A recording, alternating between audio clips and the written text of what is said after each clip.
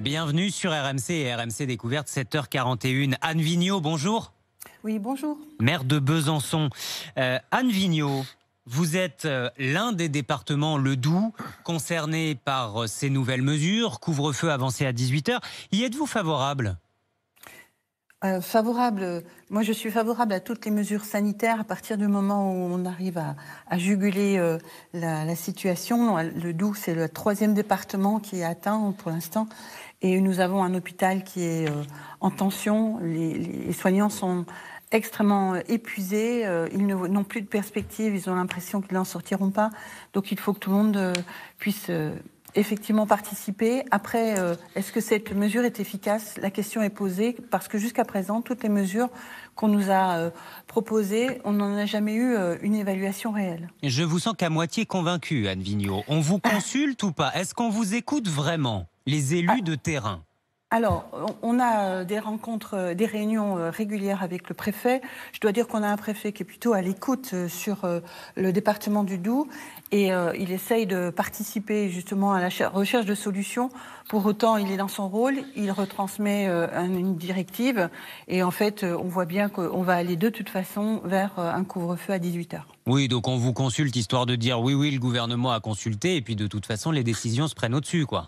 On fait remonter un certain nombre de questionnements. Par exemple, un magasin qui d'habitude ferme à 20h, il doit terminer à 18h. Et oui. Oui, et donc du coup, est-ce que les 2 heures vont être prises en considération pour des indemnités par le gouvernement? Vous avez déjà eu des réponses à ce sujet ? Les supermarchés, les commerces de bouche, mais aussi vos services publics, les crèches, les écoles, parce qu'à partir de samedi, très bien, mais à partir de lundi, c'est la rentrée. Tout ça doit fermer à 18h ? Alors, tout doit fermer à 18h. Par contre, confirmation qu'un parent qui vient à 18h donc pour chercher son enfant est bien dans la légalité, c'est-à-dire qu'en fait, il a bien la possibilité d'être dans une... il y aura une rapport, attestation, oui. Une case sur l'attestation de dérogation de ce couvre-feu après 18h pour quand même aller récupérer les enfants à l'école. C'est ça. Et pour aller faire ses courses de première nécessité ?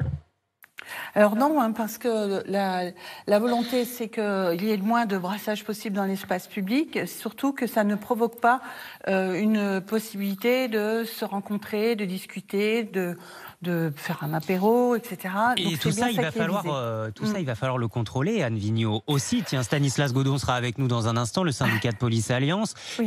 Il y aura des agents municipaux pour contrôler ces nouvelles mesures dès 18h ? Alors, nous, on a un travail qui est fait avec la police nationale. On compte beaucoup sur la police nationale dans son rôle principal. Et puis ensuite, ils continueront à circuler dans l'espace public pour rappeler les règles.